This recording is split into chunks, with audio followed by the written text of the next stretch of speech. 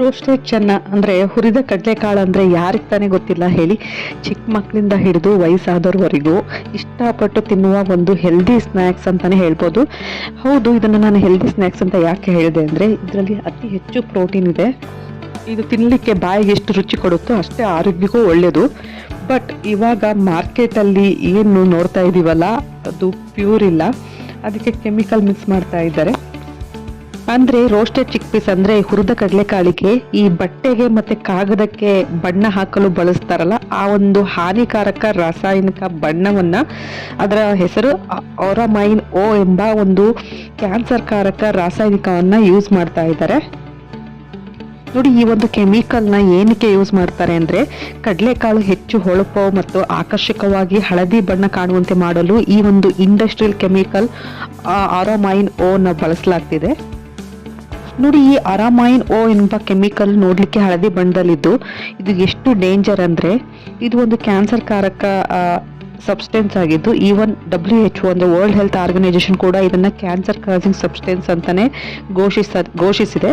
So ಹಾಗಾಗಿ ಇದು ಯಕೃತ್ ಅಂದರೆ ನಮ್ಮ ಲಿವರ್ನ ಡ್ಯಾಮೇಜ್ ಮಾಡೋದಲ್ಲದೆ ಈವನ್ ನಮ್ಮ ಮೂತ್ರಪಿಂಡಗಳು ಅಂದರೆ ಕಿಡ್ನಿನೂ ಕೂಡ ಇದು ಗಂಭೀರವಾಗಿ ಹಾನಿಯನ್ನುಂಟು ಮಾಡುವಂತಹ ಒಂದು ಸಾಮರ್ಥ್ಯವನ್ನು ಹೊಂದಿದೆ.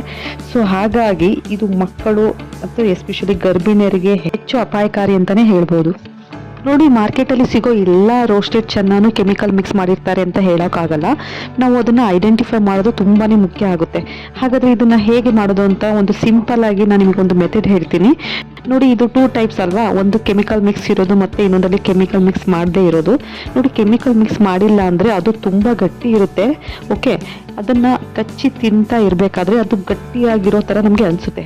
ನಾರ್ಮಲಿ ನಾವು ಏನು ಚೆನ್ನಾಗಿ ನೋಡಿದರೆ ಅದೇ ರೀತಿ ಗಟ್ಟಿ ಇರುತ್ತೆ, ಮತ್ತು ಅದನ್ನು ನಾವು ತಿಂದ ಹಾಗೆ ಪೌಡರ್ ಥರ ಆಗಲ್ಲ. ಬಟ್ ಈ ಕೆಮಿಕಲ್ ಮಿಕ್ಸ್ ಆಗಿರೋ ಚೆನ್ನ ತಿಂದಾಗ ತುಂಬ ಕ್ರಿಸ್ಪಿ ಆಗಿರುತ್ತೆ.